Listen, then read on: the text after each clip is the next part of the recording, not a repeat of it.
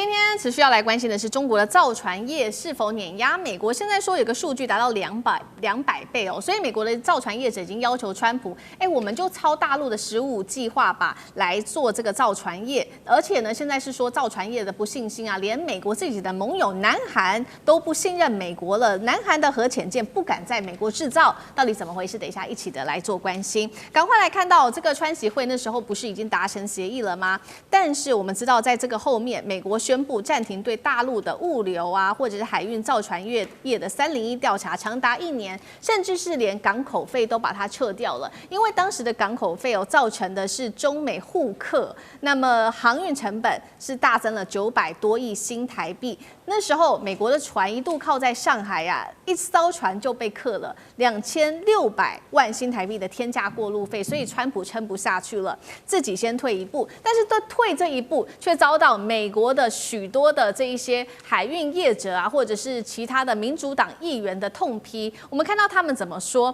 他们说呢，你都已经做了这个港口费的课征，为什么你这时候要突然间又不课了，对中国妥协呢？等于就抛弃了我们美国工人啊。那么也有这个研究所的研究员他这样说：美国努力了这么久遏制中国，都被你川普再亲手给拆掉了。连自己业者钢铁工人也痛批川普哦，说你这个对于我们重振海事的努力造成了严重的负面影响。但是现实的残酷是，就算美国不课征所谓的港口费，或许也救不了美国的造船业，因为不管在人工或供应链上都比不过中国。第一个，美国工人他们比较不愿意做苦工哦，工时效率没有大陆好。第二个，造船成本比亚洲高了4-5倍。第三个，美国还是确实缺乏比较完整的供应链，而且具体的数字我们赶快来看到，在有关于过去的10年哦，商船的交付量。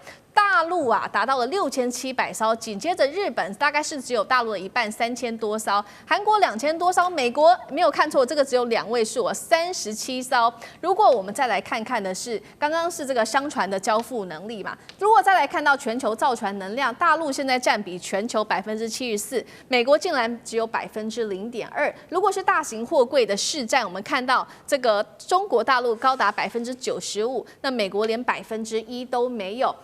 跟中美之间的造船业来说，到底有什么巨大的一个落差？那专家说了，即使不课征所谓的港口费，美国的造船业也无法追上中国，真的是这样吗？聂老师怎么看？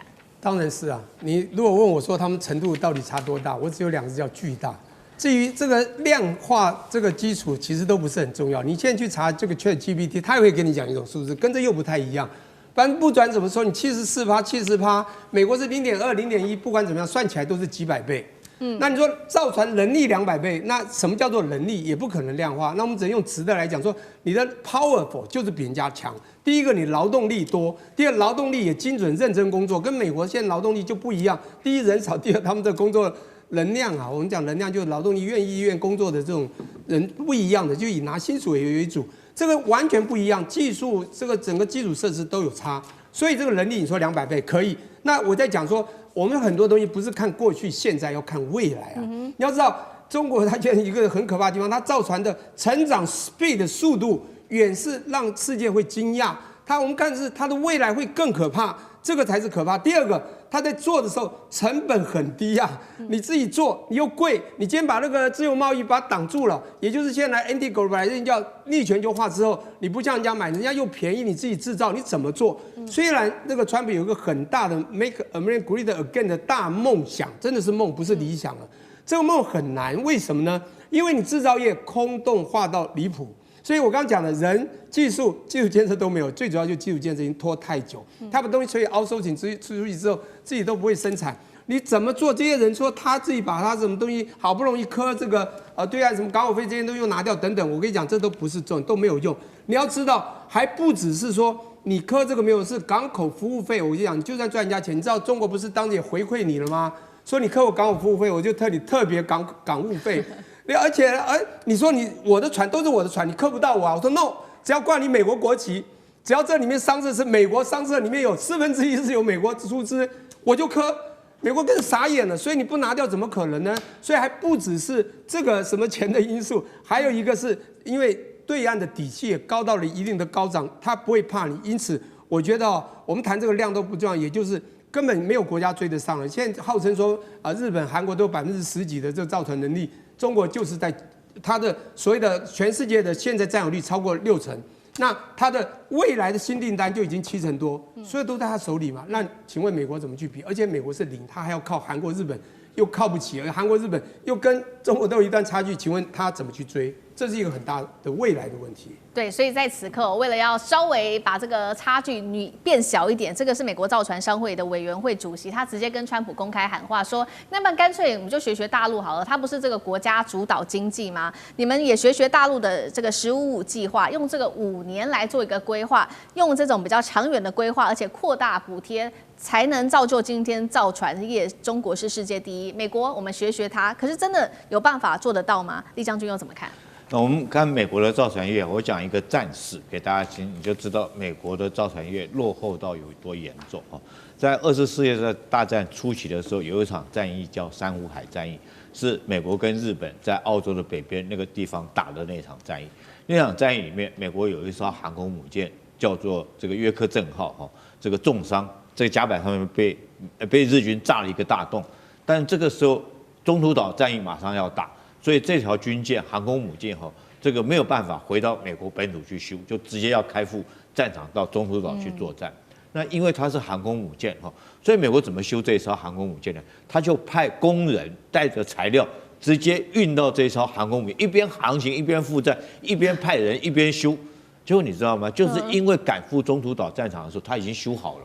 所以你知道美国的这种造船工业能力有多强？那日军也就是因为误判了说少一艘，那时候没有算到说美国还有一艘这个约克镇号可以赶来参战，所以才造成中途岛战役的这种失败这是很明显一场战役。但是我们从这个过程之中，我要强调的就是美国那个时候2次世界大战的时候，它造船业是真的是很强的。但是现在来讲为什么会落后？我觉得有2个原因。第一个就是美国好逸恶劳，这个比较辛苦的工作不敢做，不愿意去做了造船业来讲的话，要的第一个是工人工人来讲你要有技术工，所以美国很多它去企业来讲造船业他训练的工人好不容易教会了，就这些工人去那边做不到1年，因为太辛苦，他就走人了。那第2个，有些人愿意做比如说是那些这个移工，他愿意来这边做。就美国川普现在又在赶移工，把这些人赶走，那你说造船业他怎么做？对。第2个来讲是供应链他怎么跟中国补？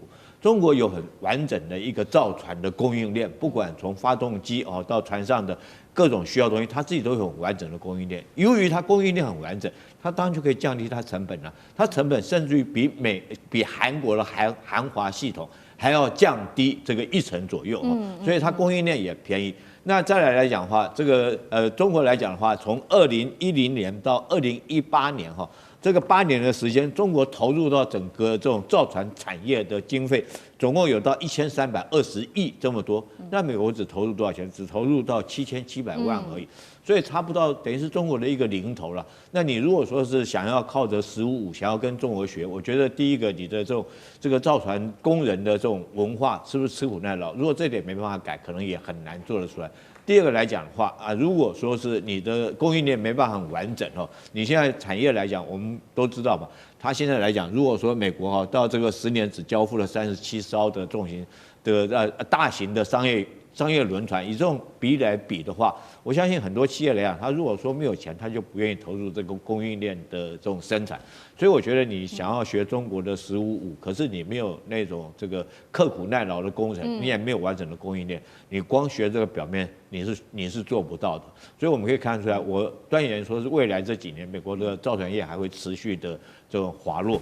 好，不管是自己美国人自己内部对于他造船业的没信心，现在是不是连美国的盟友也对美国没有信心呢？这是韩国，本来不是说要做这个核潜舰吗？李在明说，那我们就在韩国建吧。川普坚持说不行，我们要拉到美国的造船厂来建。那南韩议员就很生气他就说，你在费城的这个造船厂也都没有核潜舰的设施而且你还要经过一大堆环评，至少要再拖个5到10年吧。那如果在美国建，会不会前建2030年本来说要建好，还要拖到2040年后才能部署呢？张将军怎么看？为什么南韩这么怀疑美国呢？我认为这个时间不是问题，问题是美国要韩国的资金跟技术，我美国就是要你。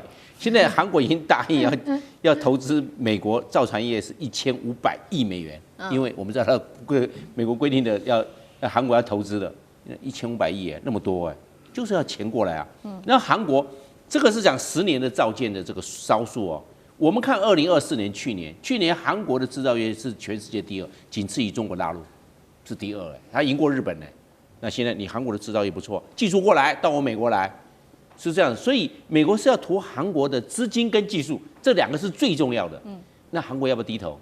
我认为韩国要低头。为什么？因为美国抓了2个尚方宝剑，你不得不低头。第一个，安全责任，我美国在你韩国以后驻军28000人这种安全责任是我美国在负你要我讲话你能够不听吗？那有没有指标？有政治指标。你注意看现在的李在明还有上一任的尹锡悦你上任第一个出访的国家是哪里？进的是中国大陆进的是日本没有，是到美国去，你就知道了，原来政治影响力在这个地方。对，第一个出访的国家不是其他国家就是美国，这个就知道答案了嘛。第3个，我认为韩国有很多短板是抓在美国手上。韩国的那个黑鹰战机 FA5栋它的引擎是美国的，韩国不会做引擎，它那个引擎是向美国买的，那你要不要以后要做？它这个 FA5栋的飞机还外销到马来西亚，还外销到菲律宾，还外销到欧洲的波兰。但是不要忘了，你的心脏发动机是美国做的。你还有，我只是讲飞机而已你其他还有很多意大利。那你如果不归到美国，这我也不给你对，那就韩国就被掐到了。这是第一个我讲的安全责任。第2个是什么？关键技术，关键什么？因为这是核动力，核动力攻击的核动力，核动力就要反应堆。我们知道这是核裂变。核裂变不是核聚变核聚变是氢弹核裂变。那核裂变现在这个技术在哪里？在美国。美国会轻易释出给韩国吗？美国说，你朝鲜半岛要无核化，这是核子动力。对不起，请你在我美国做。你这一讲，说这是关键技术你能够不低头吗？你要，就是要你朝鲜半岛无核化。所以核子反应堆就要在我美国装，就要在美国做，就要在美国这个船也能够，这前进能够完成。所以就从这4个因素就知道了。这个韩国到最后，韩国会低头，因为他要配合美国川普的 MAGA。好，谢谢张将军。那我们休息一下，马上回来。